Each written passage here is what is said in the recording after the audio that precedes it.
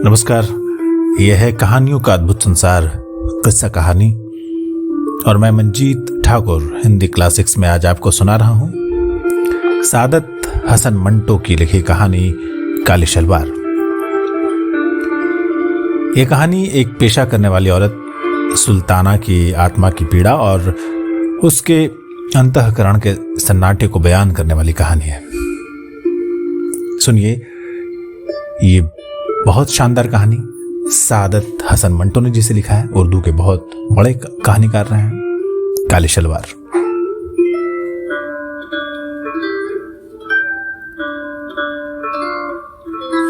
दिल्ली आने से पहले वो अंबाला छावनी में थी, जहां कई गोरे उसके ग्राहक थे। उन गोरों से मिलने जुलने के बाइस वो अंग्रेजी के 10-15 जुमले सीख गई थी और उनको वो आम गुफ्तगू में इस्तेमाल नहीं करती थी।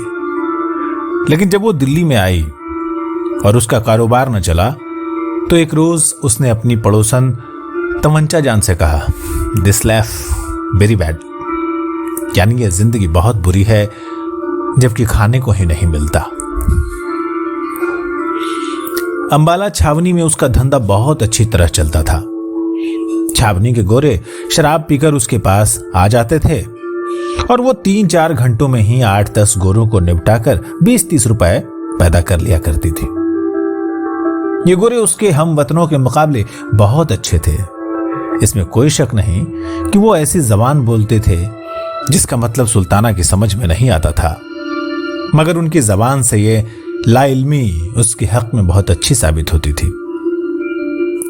अगर वो उससे कुछ रियायत चाहते तो वो सर हिलाकर कह दिया करती थी, साहिब हमारी समझ में तुम्हारी बात नहीं आता।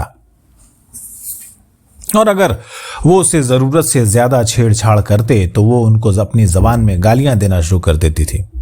वो हैरत में उसके मुंह की तरफ देखते तो वो उनसे कहते, साहिब तुम एकदम उल्लू का पट्टा है, हरामजादा है, समझा। और ये कहते वक्त वो अपने लहजे में सख्ती पैदा न करती, बल्कि बड़े प्यार से उनके साथ ये बातें कहती थी।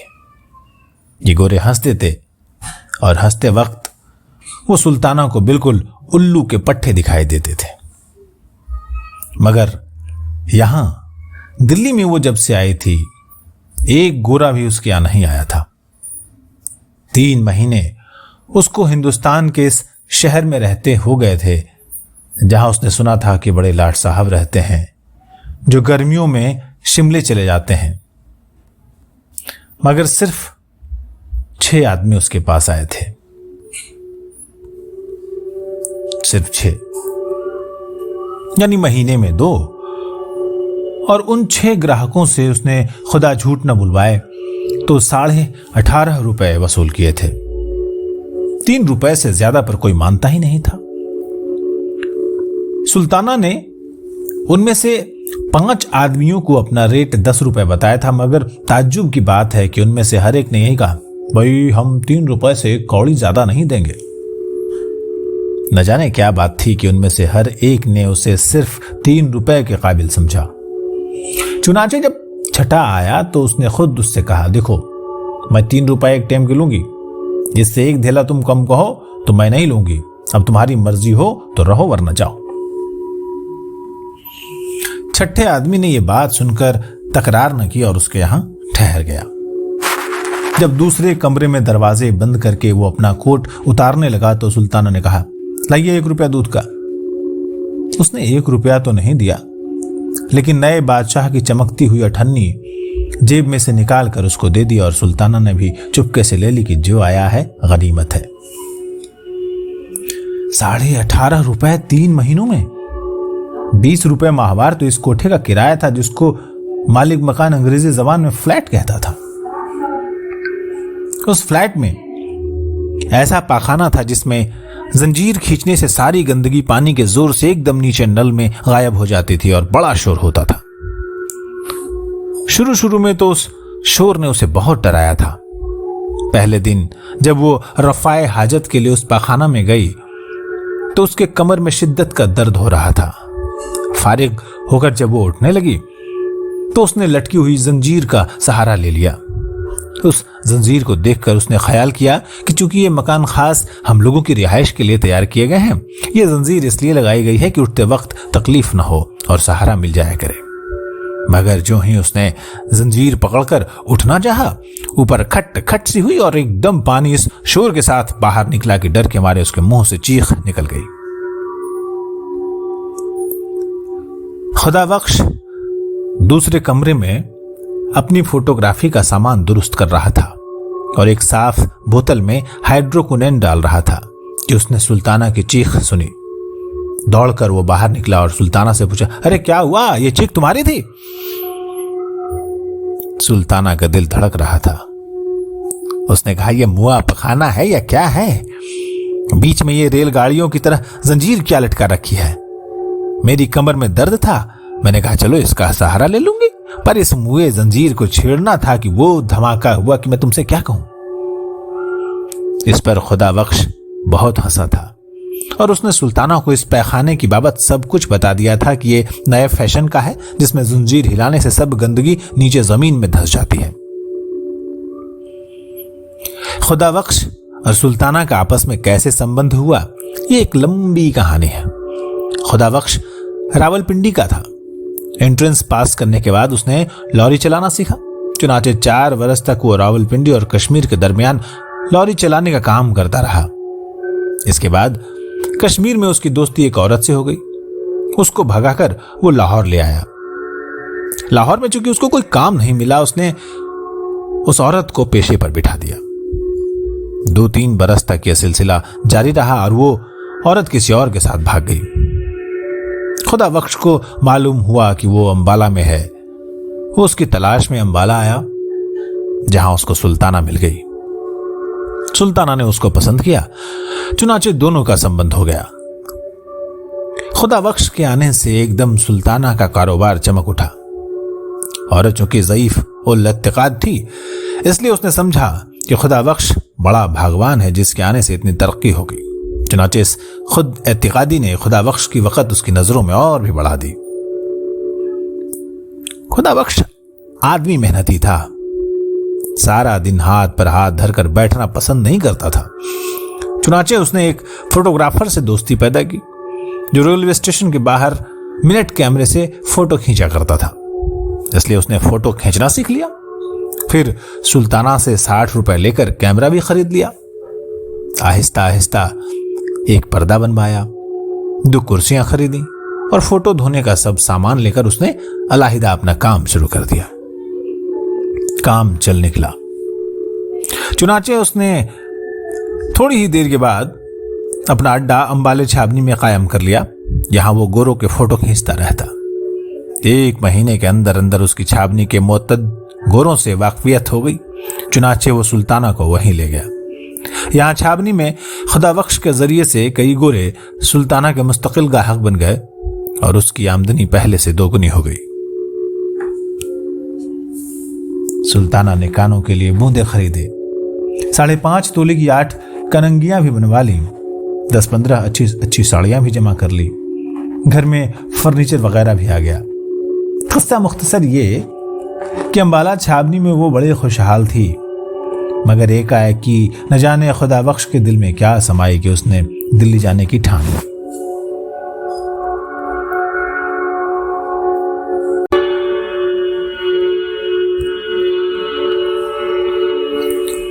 सुल्ताना इनकार कैसे करती, जबकि खुदाबख्श को अपने लिए बहुत मुबारक ख्याल करती थी।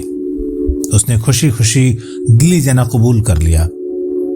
बल्कि उसने ये भी सोचा कि इतने बड़े शहर में जहां लाट साहब रहते हैं उसका धंधा और भी अच्छा चलेगा। अपनी सहेलियों से वो दिल्ली की तारीफ सुन चुकी थी। फिर वहां हजरत निजामुद्दीन औलिया की खानकाह थी जिससे उसे बेहद अकीदत थी। चुनाचे जल्दी जल्दी घर का भारी सामान बेच बाच कर वो खुदाबख्श के साथ दिल्ली आ गई। यहां पहुंचकर खुदाबख्श ने 20 रुपए माहवार पर एक छोटा सा फ्लैट ले लिया जिसमें वो दोनों रहने लगे। एक ही किस्म के नए मकानों की लंबी सी कतार सड़क के साथ साथ चली गई थी।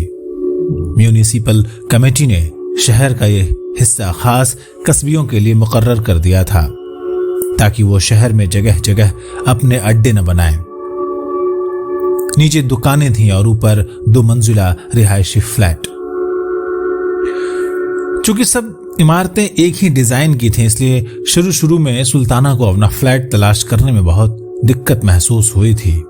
पर जब नीचे लॉन्ड्री वाले ने अपना बोर्ड घर की पेशानी पर लगा दिया तो उसको एक पक्की निशानी मिल गई। यहां मैले कपड़ों की धुलाई की जाती है। ये बोर्ड पढ़ते ही वो अपना फ्लैट तलाश कर लिया करती थी। इसी तरह उसने बहुत सी निशानियां कायम कर ली थी।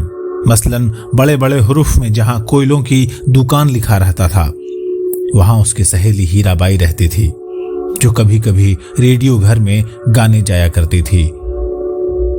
जहां शरीफा के खाने का आला इंतजाम है लिखा था, वहां उसकी दूसरी सहेली मुख्तार रहती थी। निवाड़ के कारखाना के ऊपर अनवरी रहती थी, जो उसी कारखाना के सेठ के पास मुलाजिम थी। क्योंकि सेठ साहब को रात के वक्त अपने कारखाने की देखभाल करना होती थी, इसलिए वो अनवरी के पास ही रहते थे। दुकान खोलते ही ग्राहक थोड़े ही आते हैं। चुनाचे 1 महीने तक सुल्ताना बेकार रही तो उसने यही सोचकर अपने दिल को तसल्ली दी। पर जब 2 महीने गुजर गए और कोई आदमी उसके कोठे पर नहीं आया तो उसे बहुत तशवीश हुई। उसने खुदाबख्श से कहा, क्या बात है खुदाबख्श, 2 महीने आज पूरे हो गए हैं हमें यहां आए हुए, किसी ने इधर का रुख भी नहीं किया। मानती हूं आजकल बाजार बहुत मंदा है, पर इतना मंदा भी नहीं कि महीने भर में कोई शक्ल देखने में ही ना आए। खुदाबख्श को भी ये बात बहुत अरसा से खटक रही थी, मगर वो खामोश था। पर जब सुल्ताना ने खुद बात छेड़ी तो उसने कह दिया, मैं कई दिनों से इसकी बाबत सोच रहा हूं। एक बात समझ में आती है, वो ये कि जंग की वजह से लोग बाग दूसरे धंधों में पड़कर इधर का रास्ता भूल गए, या फिर ये हो सकता है कि वो इसके आगे कुछ कहने ही वाला था कि सीढ़ियों पर किसी के चढ़ने की आवाज आई। खुदाबख्श और सुल्ताना दोनों इस आवाज की तरफ मुतवज्जा हुए। थोड़ी देर के बाद दस्तक हुई। खुदाबख्श ने लपक कर दरवाजा खोला। एक आदमी अंदर दाखिल हुआ। ये पहला ग्राहक था जिससे 3 रुपए में सौदा तय हुआ।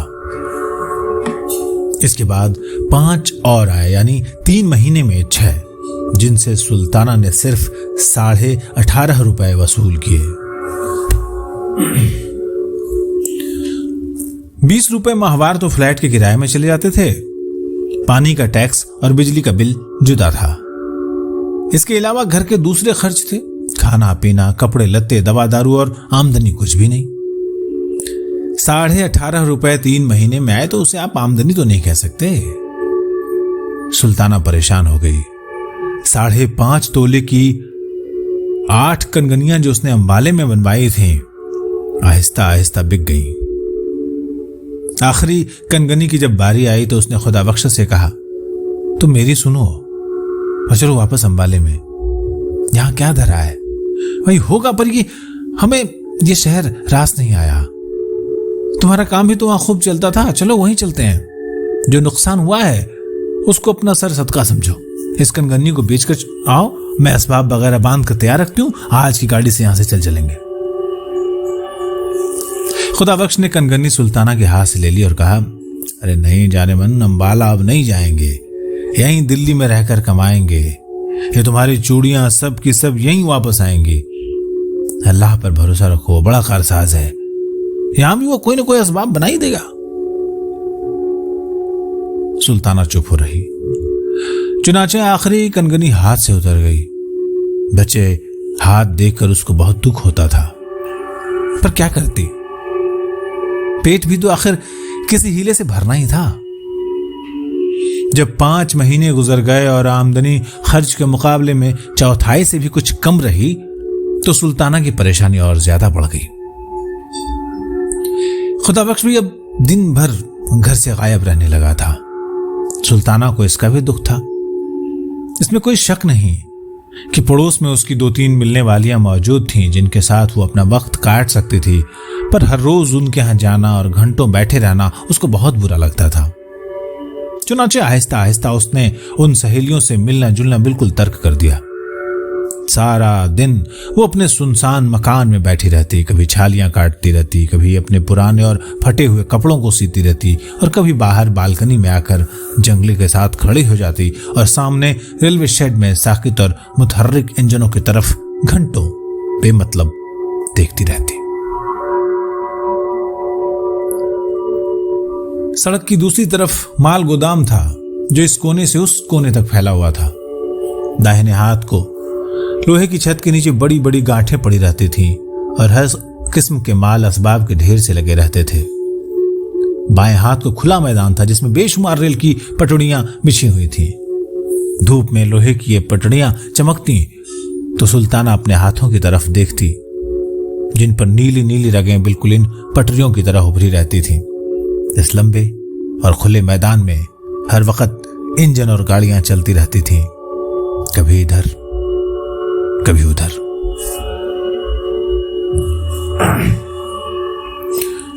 उन इंजनों और गाड़ियों की छक छक फक फक सदा गूंजती रहती थी।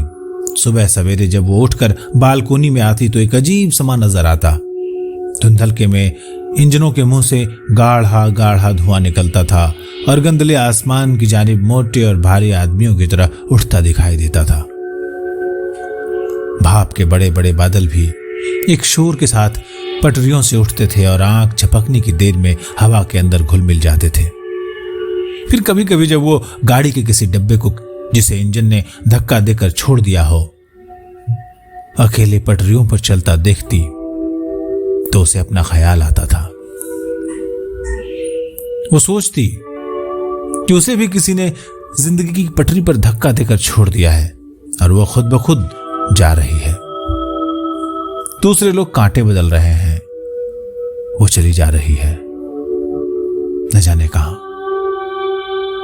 फिर एक रोज ऐसा आएगा जब इस धक्के का जोर आहिस्ता आहिस्ता खत्म हो जाएगा और वो कहीं रुक जाएगी किसी ऐसे मुकाम पर जो उसका देखा भाला नहीं होगा।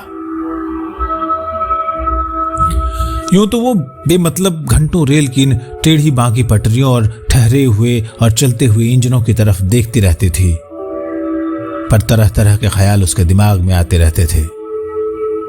अंबाला छावनी में जब वो रहती थी तो स्टेशन के पास ही उसका मकान था, मगर वहां उसने कभी इन चीजों को ऐसी नजर से नहीं देखा था। अब तो कभी कभी उसके दिमाग में यह भी ख्याल आता कि ये जो सामने रेल की पटरियों का जाल सा बिछा है और जगह जगह से भाप और धुआं उठ रहा है, ये एक बहुत बड़ा चकला है। बहुत सी गाड़ियां हैं जिनको चंद मोटे मोटे इंजन इधर उधर धकेलते रहते हैं। सुल्ताना को तो बाज औकात ये इंजन सेठ मालूम होते हैं जो कभी कभी अंबाला में उसके यहां आया करते थे। फिर कभी कभी जब वो किसी इंजन को आहिस्ता आहिस्ता गाड़ियों की कतार के पास से गुजरता देखती तो उसे ऐसा महसूस होता कि कोई आदमी चकले के किसी बाजार में से ऊपर कोठों की तरफ देखता जा रहा है। सुल्ताना समझती थी कि ऐसी बातें सोचना दिमाग की खराबी का बाइस है। चुनांचे जब इस किस्म के ख्याल उसको आने लगे तो उसने बालकोनी में जाना ही छोड़ दिया। खुदा बख्श से उसने बारहा कहा, देखो मेरे हाल पर रहम करो, यहां घर में रहा करो, मैं सारा दिन यहां बीमारों की तरह पड़ी रहती हूं। मगर उसने हर बार सुल्ताना से यह कहकर उसकी तशफ़ी कर दी, जाने मन मैं बाहर कुछ कमाने की फिक्र कर रहा हूं, अल्लाह ने चाहा तो चंद दिनों में ही बेड़ा पार हो जाएगा। पूरे 5 महीने हो गए थे मगर अभी तक न सुल्ताना का बेड़ा पार हुआ था न खुदा बख्श का। मुहर्रम का महीना सर पर आ रहा था मगर सुल्ताना के पास काले कपड़े बनवाने के लिए कुछ भी नहीं था। मुख्तार ने लेडी हैमिल्टन की एक नई वज़ा की कमीज बनवाई थी जिसकी आस्तीनें काली जारजेट की थी। इसके साथ मैच करने के लिए उसके पास काली साटन की सलवार थी जो काजल की तरह चमकती थी।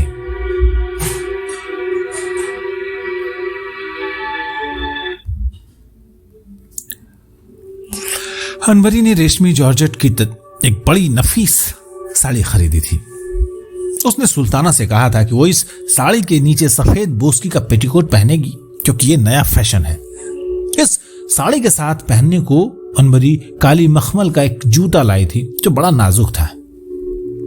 सुल्ताना ने जब ये तमाम चीजें देखी तो उसको इस एहसास ने बहुत दुख दिया कि वो मुहर्रम मनाने के लिए ऐसा लिबास खरीदने की इख्तियार नहीं रखती थी। अनवरी और मुख्तार के पास ये लिबास देखकर जब वो घर आई तो उसका दिल बड़ा मगमूम था। उसे ऐसा मालूम होता था कि फोड़ा सा उसके अंदर पैदा हो गया है। घर बिल्कुल खाली था। खुदा बख्श हस्बे मामूल बाहर था। देर तक वो दरी पर गांव तक के असर के नीचे रखकर लेटी रही, पर जब उसकी गर्दन ऊंचाई के बाईस अकड़ सी गई तो उठकर बाहर बालकनी में चली गई ताकि गम अफजा ख्यालात को अपने दिमाग में से बाहर निकाल दे। सामने पटरियों पर गाड़ियों के डब्बे खड़े थे, पर इंजन कोई भी नहीं था। शाम का वक्त था, छिड़काव हो चुका था, इसलिए गर्द व गुबार दब गया था। बाजार में ऐसे आदमी चलने शुरू हो गए थे जो ताक झांक करने के बाद चुपचाप घरों का रुख करते हैं। ऐसे ही एक आदमी ने गर्दन ऊंची कर सुल्ताना की तरफ देखा। सुल्ताना मुस्कुरा दी और उसको भूल गई क्योंकि अब सामने पटरियों पर एक इंजन नमूदार हो गया था। सुल्ताना ने गौर से उसकी तरफ देखना शुरू किया और आहिस्ता आहिस्ता यह ख्याल उसके दिमाग में आया कि इंजन ने भी काला लिबास पहन रखा है। यह अजीबोगरीब ख्याल दिमाग से निकालने की खातिर जब उसने सड़क की जानिब देखा तो उसे वही आदमी बैलगाड़ी के पास खड़ा नजर आया जिसने उसकी तरफ ललचाई नजरों से देखा था। सुल्ताना ने हाथ से उसे इशारा किया। उस आदमी ने इधर उधर देखकर एक लतीफ इशारे से पूछा, किधर से आऊं? सुल्ताना ने उसे रास्ता बता दिया। वो आदमी थोड़ी देर तक खड़ा रहा, मगर फिर बड़ी फुर्ती से ऊपर चला आया। सुल्ताना ने उसे दरी पर बिठाया। जब वो बैठ गया तो उसने सिलसिले गुफ्तगू शुरू करने के लिए कहा, आप ऊपर आते हुए डर रहे थे? वो आदमी ये सुनकर मुस्कुराया। तुम्हें कैसे मालूम हुआ? डरने की बात ही क्या थी? इस पर सुल्ताना ने कहा, ये मैंने इसलिए कहा कि आप देर तक वहीं खड़े रहे और फिर कुछ सोच कर इधर आए। वो ये सुनकर फिर मुस्कुराया। तुम्हें गलतफहमी हुई, मैं तुम्हारे ऊपर वाले फ्लैट की तरफ देख रहा था। वहां कोई औरत खड़ी एक मर्द को ठेंगा दिखा रही थी। मुझे ये मंजर पसंद आया। फिर बालकोनी में सब्ज बल्ब रोशन हुआ तो मैं कुछ देर के लिए ठहर गया। सब्ज रोशनी मुझे पसंद है, आंखों को बहुत अच्छी लगती है। ये कहकर उसने कमरे का जायजा लेना शुरू कर दिया। फिर वो उठ खड़ा हुआ। सुल्ताना ने कहा, आप जा रहे हैं? उस आदमी ने जवाब दिया, नहीं, मैं तुम्हारे इस मकान को देखना चाहता हूं। चलो मुझे तमाम कमरे दिखाओ। सुल्ताना ने उसको तीनों कमरे एक एक करके दिखा दिए। उस आदमी ने बिल्कुल खामोशी से उन कमरों का मुआयना किया। जब वो दोनों फिर उसी कमरे में आ गए जहां पहले बैठे थे तो उस आदमी ने कहा, मेरा नाम शंकर है।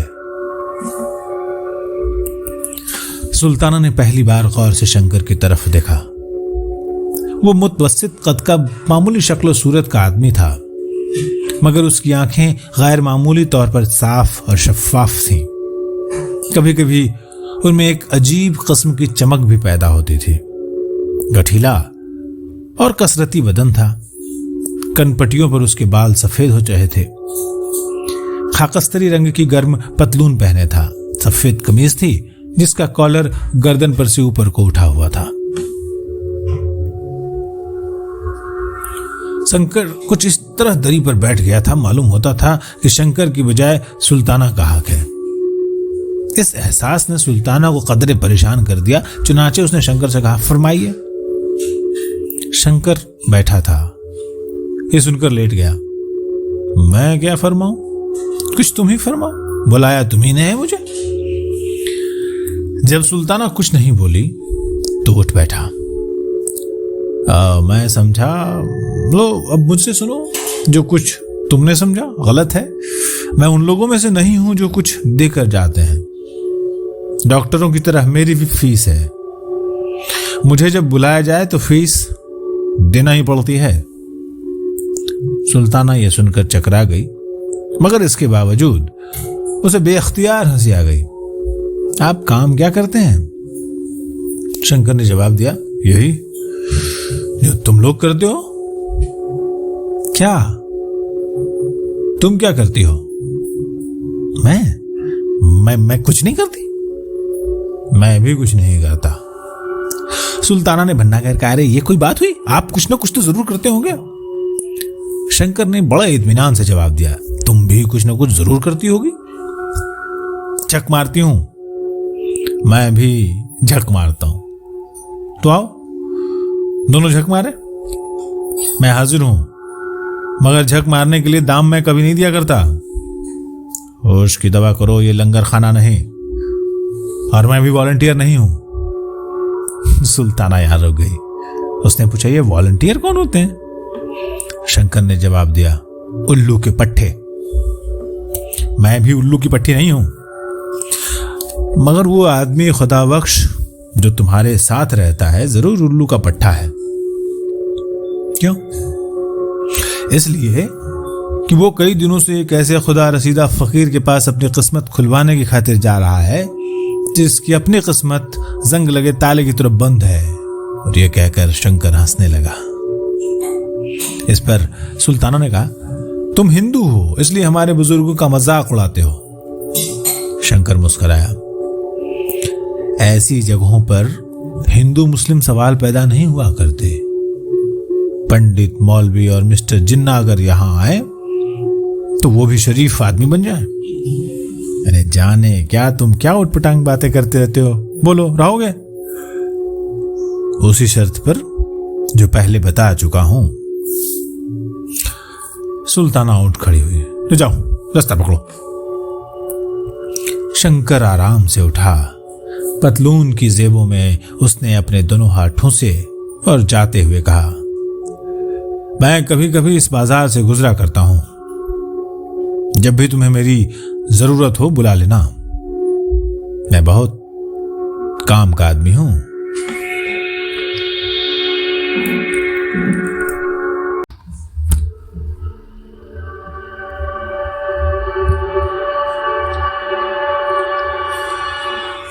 शंकर चला गया और सुल्ताना काले लिबास को भूलकर देर तक उसके मुतल्लिक सोचते रही। उस आदमी की बातों ने उसके दुख को बहुत हल्का कर दिया था। अगर वो अंबाले में आया होता जहां की वो खुशहाल थी तो उसने किसी और ही रंग में उस आदमी को देखा होता और बहुत मुमकिन है उसे धक्के देकर बाहर निकाल दिया होता। मगर यहां चूंकि वो बहुत उदास रहती थी इसलिए शंकर की बातें उसे पसंद आई। शाम को जब खुदाबख्श आया तो सुल्ताना ने उससे पूछा, तुम आज सारा दिन किधर गायब रहे थे? खुदाबख्श थक कर चूर चूर हो रहा था।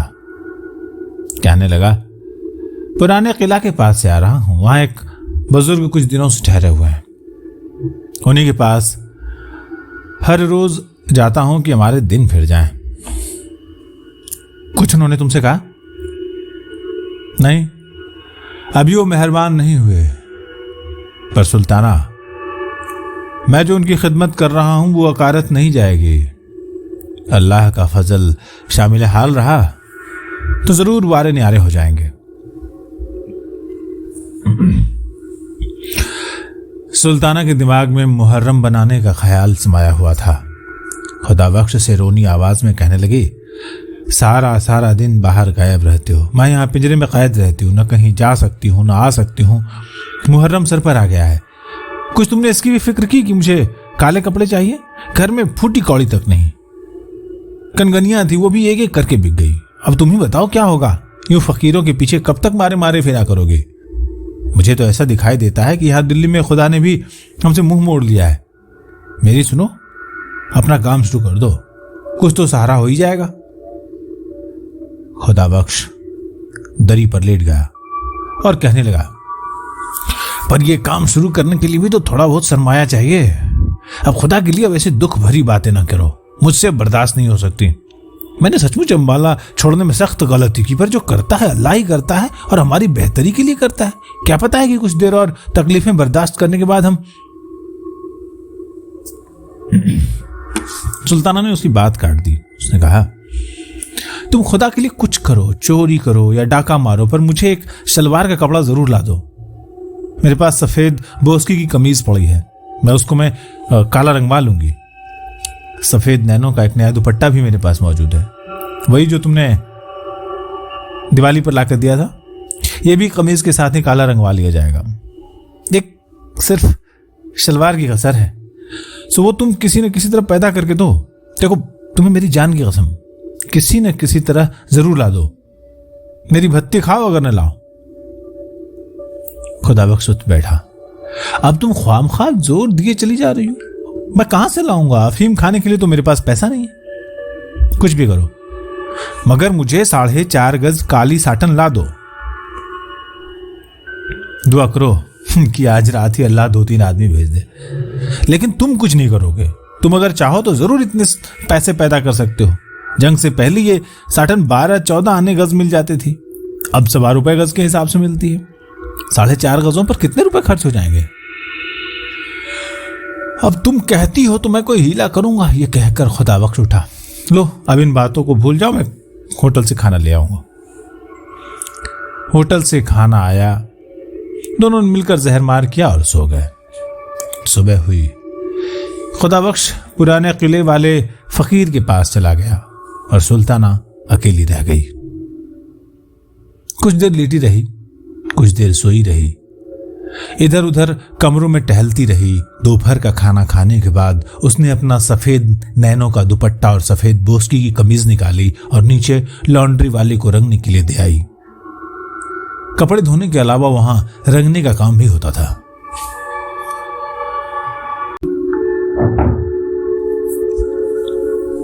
ये काम करने के बाद उसने वापस आकर फिल्मों की किताबें पढ़ी, जिसमें उसकी देखी हुई फिल्मों की कहानी और गीत छपे हुए थे।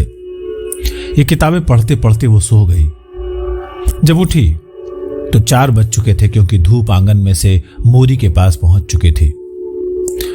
नहा धोकर फारिग हुई तो गर्म चादर ओढ़कर बालकोनी में आ खड़ी हुई। करीबन 1 घंटा सुल्ताना बालकोनी में खड़ी रही। तब शाम हो गई थी, बत्तियां रोशन हो रही थी। नीचे सड़क में रौनक के आसार नजर आने लगे। सर्दी में भी थोड़ी शिद्दत हो गई थी, मगर सुल्ताना को यह नागवार मालूम नहीं हुई। वो सड़क पर आते जाते टांगों और मोटरों की तरफ एक अरसा से देख रही थी। दफतन उसे शंकर नजर आया। मकान के नीचे पहुंचकर उसने गर्दन ऊंची की और सुल्ताना की तरफ देखकर मुस्कुरा दिया। सुल्ताना ने गैर इरादी तौर पर हाथ का इशारा किया और उसे ऊपर बुला लिया। जब शंकर ऊपर आ गया तो सुल्ताना बहुत परेशान हुई कि उससे क्या कहे। दरअसल उसने ऐसे ही बिना सोचे समझे उसे इशारा कर दिया था। शंकर बेहद मुतमईन था, जैसे उसका अपना घर हो।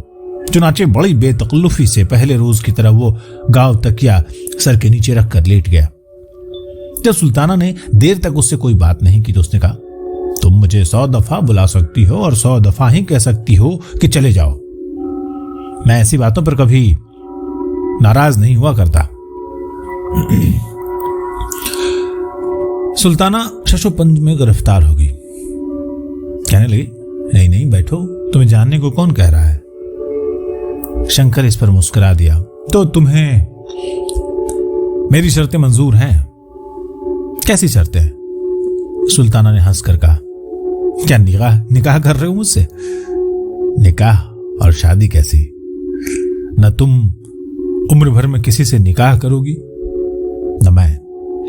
ये रस्में हम लोगों के लिए नहीं हैं। छोड़ो इन फजूलियात को, कोई काम की बात करो। बोलो, क्या बात करूं? तुम औरत हो, ऐसी कोई बात शुरू करो जिससे 2 घड़ी दिल बहल जाए। इस दुनिया में सिर्फ दुकानदारी ही दुकानदारी नहीं है, और भी बहुत कुछ है। सुल्ताना ज़हनी तौर पर अब शंकर को कबूल कर चुकी थी। कहने लगी, साफ साफ कहो, तुम मुझसे क्या चाहते हो? वही जो दूसरे चाहते हैं। शंकर उठकर बैठ गया। तुम में और दूसरों में फिर फर्क ही क्या रहा? तुम में और मुझ में कोई फर्क नहीं, उनमें और मुझ में जमीन और आसमान का फर्क है। ऐसी बहुत सी बातें हैं जो पूछना नहीं चाहिए, खुद समझना चाहिए। सुल्ताना ने थोड़ी देर तक शंकर की इस बात को समझने की कोशिश की, फिर कहा, मैं समझ गई हूं। तो कहो क्या इरादा है? तुम जीते, मैं हारी, पर मैं कहती हूं आज तक किसी ने ऐसी बात कबूल न की होगी। तुम गलत कहती हो। तुम इसी मोहल्ले में तुम्हारी ऐसी सादा लौह औरतें भी मिल जाएंगी जो कभी यकीन नहीं करेंगी कि औरत ऐसी जिल्लत कबूल कर सकती है जो तुम बगैर किसी एहसास के कबूल करती रही हो। लेकिन उनके न यकीन करने के बावजूद तुम हजारों की तादाद में मौजूद हो। तुम्हारा नाम सुल्ताना है ना? हाँ, सुल्ताना ही है। शंकर उठकर खड़ा हो गया और हंसने लगा। मेरा नाम शंकर है। ये नाम भी अजब ऊट पटांग होते हैं। चलो अंदर चलें। शंकर और सुल्ताना दरी वाले कमरे में वापस आए तो दोनों ही हंस रहे थे, न जाने किस बात पर। जब शंकर जाने लगा तो सुल्ताना ने कहा, शंकर, मेरी एक बात मानोगे? शंकर ने जवाबन कहा, पहले बात बताओ। सुल्ताना कुछ झेप सी गई। तुम कहोगे कि मैं दाम वसूल करना चाहती हूं, मगर अरे कहो कहो, रुक क्यों गई हो? सुल्ताना ने जुर्रत से काम लेकर कहा, बात यह है कि मुहर्रम आ रहा है और मेरे पास इतने पैसे नहीं है कि मैं एक काली शलवार बनवा सकूं। यहाँ के सारे दुखड़े तो तुम मुझसे सुन ही चुके हो। कमीज और दुपट्टा मेरे पास मौजूद था, जो आज मैंने रंगवाने के लिए दे दिया है। शंकर ने यह सुनकर कहा, तो तुम चाहती हो कि मैं तुम्हें कुछ रुपए दे दूं जो तुम ये काली शलवार बनवा सको? सुल्ताना ने फौरन ही कहा, नहीं, मेरा मतलब यह है कि अगर हो सके तो तुम मुझे काली शलवार बनवा दो। शंकर मुस्कुराया, मेरी जेब में तो इत्तेफाक से ही कभी कभी कुछ होता है। बहरहाल मैं कोशिश करूंगा। मुहर्रम की पहली तारीख को तुम्हें यह शलवार मिल जाएगी। दे, बस अब खुश हो गई? सुल्ताना के बूंदों की तरफ देखकर शंकर ने कहा, क्या ये बूंदे तुम मुझे दे सकती हो? सुल्ताना ने हंसकर कहा, तुम इन्हें क्या करोगे? चांदी के मामूली बूंदे हैं, ज्यादा से ज्यादा 5 रुपए के होंगे। इस पर शंकर ने कहा, मैंने तुमसे बूंदे मांगे हैं, उनकी कीमत नहीं पूछी। बोलो, देती हो? ले लो। ये कहकर सुल्ताना ने बूंदे उतार कर शंकर को दे दिए। इसके बाद अफसोस हुआ, मगर शंकर जा चुका था। सुल्ताना को कतन यकीन नहीं था कि शंकर अपना वादा पूरा करेगा, मगर 8 रोज के बाद मुहर्रम की पहली तारीख को सुबह 9 बजे दरवाजे पर दस्तक हुई। सुल्ताना ने दरवाजा खोला तो शंकर खड़ा था। अखबार में लिपटी हुई चीज उसने सुल्ताना को दी और कहा, साटन की काली शलवार है, देख लेना, शायद लंबी हो। अब मैं चलता हूं। शंकर शलवार देकर चला गया और कोई बात उसने सुल्ताना से नहीं की। उसकी पतलून में शिकने पड़ी हुई थी, बाल बिखरे हुए थे। ऐसा मालूम होता था कि अभी अभी सोकर उठा है और सीधा इधर ही चला आया है। सुल्ताना ने कागज खोला। साटन की काली शलवार ऐसी ही जैसे कि वो अनवरी के पास देख कर आई थी। सुल्ताना बहुत खुश हुई। बूंदों और इस सौदे का जो अफसोस उसे हुआ था, इस शलवार ने और शंकर की वादाई फाई ने दूर कर दिया। दोपहर को वो नीचे लॉन्ड्री वाले से अपनी रंगी हुई कमीज और दुपट्टा लेकर आई। तीनों काले कपड़े उसने जब पहन लिए तो दरवाजे पर दस्तक हुई। सुल्ताना ने दरवाजा खोला तो अनवरी अंदर दाखिल हुई।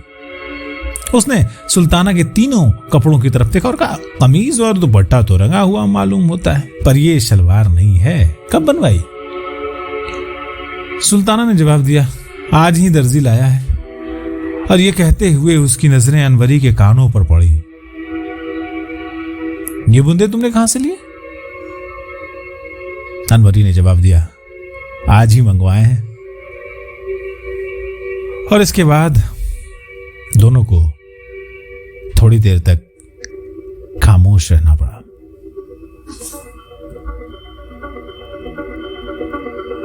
आप सुन रहे थे सादत हसन मंटो की मशहूर कहानी काली शलवार, और ये जो आवाज आप सुन रहे थे वो थी मंजीत ठाकुर की। अगर आपको ऐसे ही विश्व साहित्य से लेकर तमाम अच्छी कहानियां सुननी हो तो आप किस्सा कहानी को जरूर सब्सक्राइब करें और नोटिफिकेशन के लिए बेल आइकन दबा दें। नमस्कार।